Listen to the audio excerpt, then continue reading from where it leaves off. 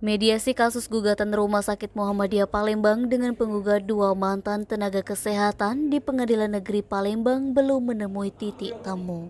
Sebelumnya, dua penggugat yakni Dr. Ferianto dan Dr. Puri Sulistiawati menggugat pihak Rumah Sakit Muhammadiyah ke PN Palembang. Gugatan itu diajukan atas dugaan perbuatan melanggar hukum pihak RS Muhammadiyah dan menuntut pihak RS Muhammadiyah untuk membayar kerugian senilai 5,1 miliar. Dalam sidang mediasi yang digelar pada Rabu 24 Mei 2023 dihadiri langsung Dr. Ferianto dan Dr. Puri Sulistiawati sebagai pemohon gugatan. Sementara dari pihak tergugat hanya dihadiri oleh kuasa hukum. Sidang mediasi dipimpin Hakim Tunggal Mediasi Romi Sinatra SHMH, namun belum menemui kesepakatan antar kedua belah pihak.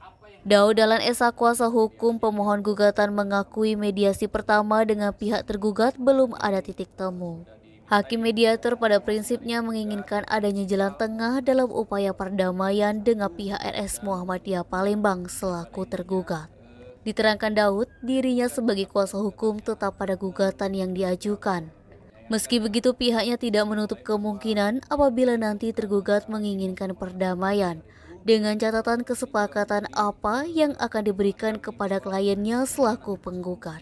Gugatan ini bermula pada Mei 2020, saat itu 29 nakes Rumah Sakit Muhammadiyah Palembang terpapar COVID-19.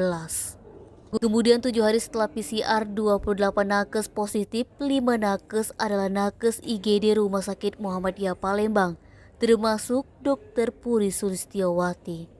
Saat itu, Dr. Puri Sulistiawati bertugas jaga, menutup IGD karena terpapar COVID-19 dengan nakes IGD, yang mana selanjutnya pada pertengahan Juni 2020, Direktur RS Muhammadiyah Palembang justru mengeluarkan SP3 terhadap Dr. Ferianto dan Dr. Puri Sulistiawati. Fadli, Sumik.co melaporkan.